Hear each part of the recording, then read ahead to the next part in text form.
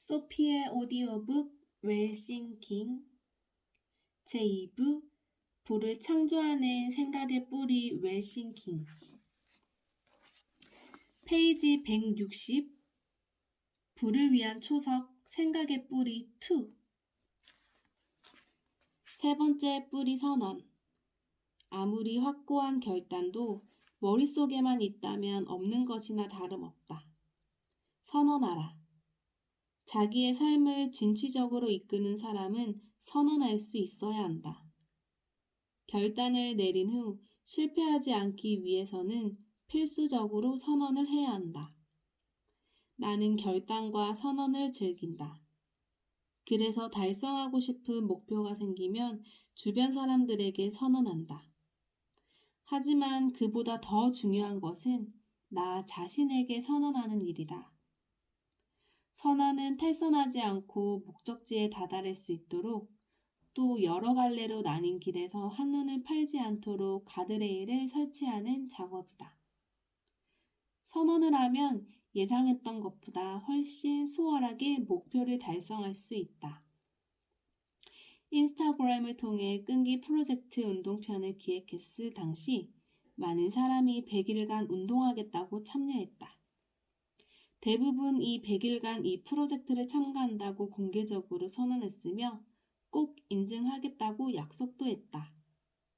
이 사람들은 무슨 일이 있어도 100일 동안 운동해야만 했다.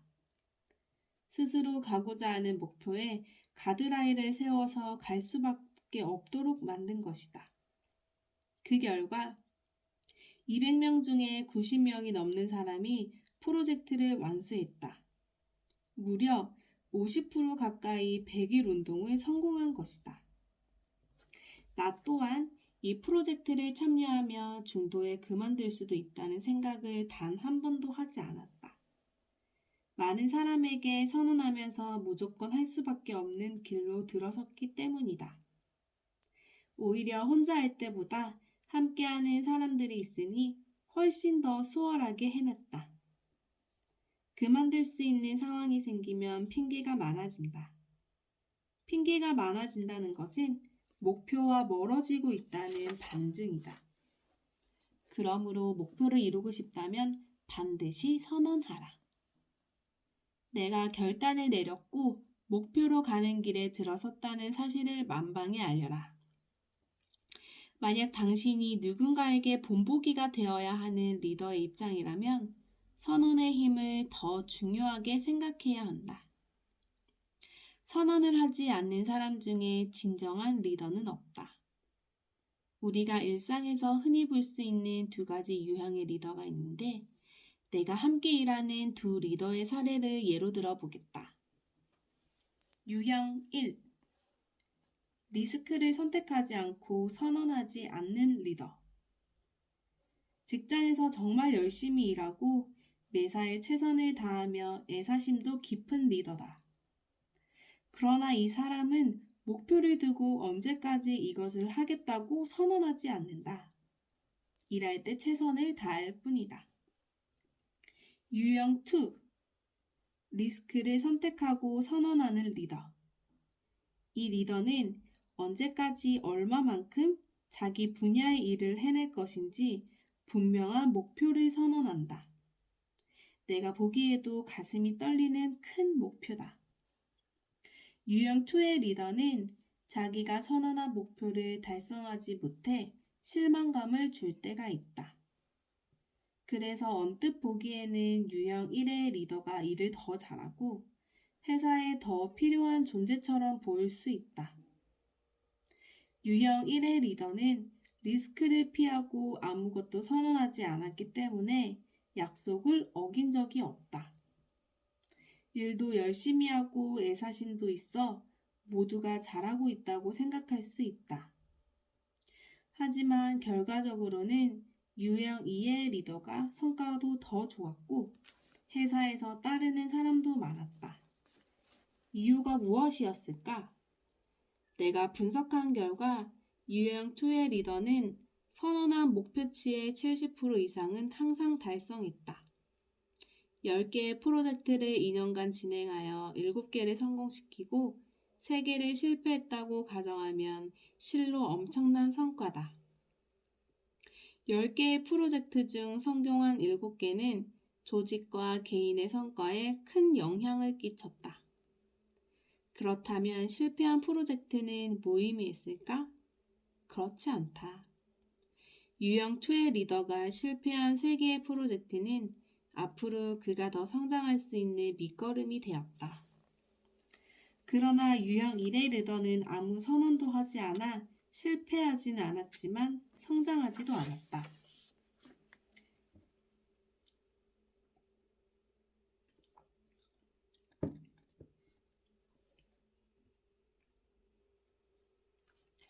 인간은 성장할 때 행복감을 느낀다. 성장이 없는 삶은 지루하고 재미가 느껴지지도 않는다. 인스타그램에서 끈기 프로젝트 운동편을 진행했을 때 운동을 좋아하는 사람도 있었고 싫어하는 사람도 있었다. 200명의 사람들이 작심삼일을 끊어내겠다고 결단하고 선언했으며 이 중에서 목표를 달성한 사람들은 본인의 성취가 놀라울 정도라며 크게 기뻐했다. 별다를 것 없었던 삶에 생기가 더해져 기쁨을 만끽하게 된 것이다. 몸이 달라진 것은 물론이고 다른 일도 할 수 있다는 자신감이 샘솟는다고 증언했는데 이는 모두 성장했기 때문이다. 간혹 선언하고 실패하면 자신의 위치가 난처해질까 두려워하는 사람들의 고민을 듣는다. 실제로 200명 중에 반이 넘는 사람들이 프로젝트를 완수하지 못했다. 하지만 처음부터 아무것도 시도하지 않은 사람에 비하면 더 많은 운동을 했으며 배우고 성장했다. 작심삼일일지라도 3일마다 다시 작심하는 사람이 반드시 성공한다. 그러니 선언을 두려워하지 말자. 선언에는 목표를 향해 가드레일을 설치한다는 점 외에도 많은 장점이 있다. 내가 진정으로 아끼고 사랑하는 사람들에게 변화하겠다고 말하는 것만으로도 구성원들은 무한한 신뢰를 느낀다. 조직에서는 어떤가? 우리 팀은 현상 유지를 하면서 다른 사람들에게 피해주지 않을 정도만 일하자고 말하는 리더를 진정 따를 수 있는가? 적당히 일하는 퍼포먼스만 보여주면서 뭐든지 쉽게 가려고 하는 리더를 따를 수 있겠냐는 말이다. 선언은 포기의 순간에 내가 혼자가 아님을 깨우쳐주는 힘이다. 내가 결단하고 선언한 목표가 혼자만의 길이 아님을 알게 하는 경전이다. 그런 의미에서 당신에게 묻는다. 당신은 어떤 뜨거운 결단을 내렸는가? 누구에게 선언하고 신뢰를 얻고 싶은가? 4번째 뿌리, 믿음. 모든 성공은 자기 자신을 사랑하는 것에서부터 비롯된다. 그럼에도 불구하고 나를 사랑하고 무엇보다 나에게 일어나는 모든 상황을 사랑해야 문제의 해법이 보인다. 돈이면 모든 행복을 다 거머쥘 수 있다고 믿었던 시절이 있었다. 그때는 승승장구하는 것처럼 보였지만 마음에는 늘 불안이 가득 차 있었다. 결국 나이 40에 모든 것이 무너지고 말았다. 가난하고 뚱뚱하고 난독증에 시달리고 사업의 실패에 빛이 있는 나를 사랑하기란 정말 쉽지 않았다. 하지만 나는 나를 사랑하기로 결심했다. 직업도 돈도 친구도 없어 파리에서 지독하게 외로웠으나 있는 그대로의 나를 사랑했다. 나를 사랑하는 일의 핵심은 없음보다 있음에 집중하는 것이다. 나는 집이 있고 아침에 눈을 뜰 수 있고 걸을 수 있고 한국 여자이며 건강하다는 사실에 집중했다. 그리고 매일 나에게 사랑한다고 말했다. 무엇보다 성공한 많은 사람들이 그랬듯이 나를 믿기로 했다. 크게 성공한 사람들은 남들이 볼 때 허황된 꿈을 꾸면서도 한치의 의심도 없이 꿈을 이루기 위해 전진한다. 그들이 과연 자신의 성공을 저절로 믿게 된 것일까? 아니다. 그들은 믿기로 결단한 것이다. 그렇기에 그 결단을 실현시키기 위해서 온 힘을 쏟아붓는다. 만약 당신이 성공하고 싶다면 이런 믿음의 힘을 깨달아야 한다. 인터뷰를 하다 보면 꼭 받게 되는 단골 질문이 있다. 바로 켈리 델리가 성공할 줄 알았냐는 질문이다. 그럼 나는 알았다고 대답한다. 이 사업을 시작하면서 노력했던 시간과 직원들에게 했던 말을 예로 들며 내 말의 신빙성을 더한다. 정말로 나는 켈리 델리가 100% 성공할 거라고 알고 있었을까? 그렇게 믿어져서 믿었던 게 아니다. 나의 정신과 육체를 목표에 맞게 설정하기 위해 그냥 믿어버린 것이다.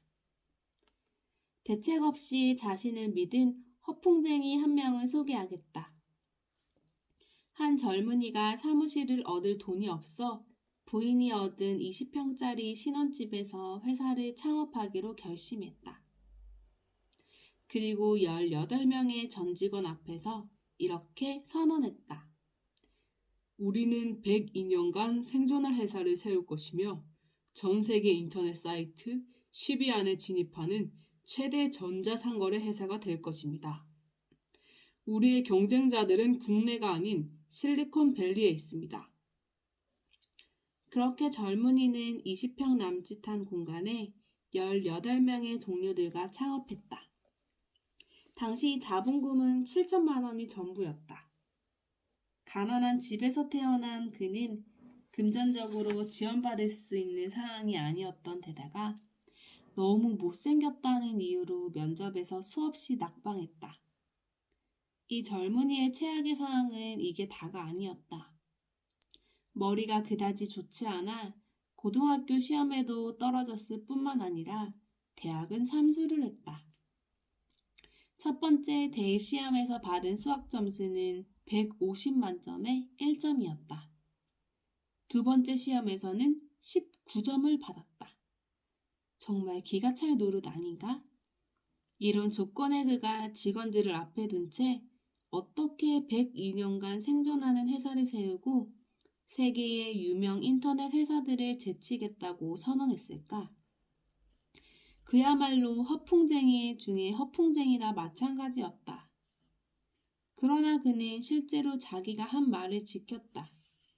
그가 바로 중국 최대 인터넷 쇼핑몰 알리바바의 마윈이다. 마윈 회장은 스스로 기업을 일궈낸 모험가 스타일의 사업가로서 1만 5천 원을 받던 월급쟁이에서 40조 원대 재벌이 되었다. 알리바바 매출은 삼성전자를 앞질러 세계 최대 전자상거래 업체로 우뚝 서게 되었으며 18명으로 시작했던 직원은 10만 명을 넘겼다. 그의 재산은 얼마나 많은지 매년 10억씩 써도 4만 년 가까이 걸린다고 한다. 아무것도 내세울 게 없었던 마이는 선언한 뒤 그것을 믿어버림으로써 마침내 성공을 거머쥐었다. 그가 과연 믿겨져서 믿었겠는가? 자신이 가고자 하는 목표에 집중하기 위해 그냥 믿어버린 것이다. 아직도 이런 성공 사례가 당신과 관계가 없다고 생각하는가? 당신과는 다른 무언가가 있었을 것이라고 생각하는가? 그렇지 않다. 고도의 수준에 도달하기 위해서는 자신을 믿어야 한다. 그동안 성공한 적이 없기 때문에 앞으로도 성공할 수 없다는 말을 내던져야 한다. 남들은 다 하는데 당신이라고 왜 못하겠는가? 내가 강연할 때마다 청중과 함께 외치는 구호가 있다. He can do, she can do, why not me? 그도 할 수 있고 그녀도 할 수 있는데 나라고 왜 못하겠어? 지금까지 실패만 했고 생각처럼 잘 된 적이 없기 때문에 앞으로도 안 되리라 생각하는가? 남은 인생은 그냥 믿으라. 당신이 생각하는 청사진을 상상하면서. 그러면 그 믿음이 당신을 원하는 곳에 데려다 줄 것이다. 나는 당신을 믿는다. 5번째 뿌리, 신념. 성공하기 위해서는 먼저 할 수 있다는 신념을 가져야 한다. 믿음이 의식 속에 있는 것이라면 신념은 무의식 속에 존재한다. 의식 속에 있는 것은 상황에 따라 바뀌지만 무의식 속에 있는 것은 쉬이 바뀌지 않는다. 의식 속의 믿음은 당신이 마음을 어떻게 먹느냐에 따라 생기기도 하고 없어지기도 한다. 그러나 무의식 속의 신념은 당신의 의지와는 상관없이 발현하며 이후 자취를 감춘다. 당신에게 한 가지 질문을 하고 싶다. 당신은 이루고 싶은 모든 것을 이룰 수 있다고 믿는가? 아마 쉽게 답하기 어려울 것이다. 나는 목표를 이루기 위한 가장 본질적인 방법으로 믿겨서 믿는 것이 아니라 믿으니까 믿는 것이라고 강조했다. 당신이 이 물음에 망설이지 않고 대답하려면 무의식 속의 세상에 강한 신념을 심어야 한다. 또 다른 질문을 던지고 싶다. 자신에 대한 믿음은 몇 점인가? 1점, 전혀 믿지 못하는 상태. 5점, 가끔은 믿었다가 어떨 때는 믿지 못하는 상태. 10점, 내가 원하는 모든 선한 것을 이룰 수 있는 상태. 당신의 점수는 몇 점인가? 왜 그 점수를 주었는가? 믿음이 중요한 이유는 목표를 향해 나아가는 불씨가 되기 때문이다.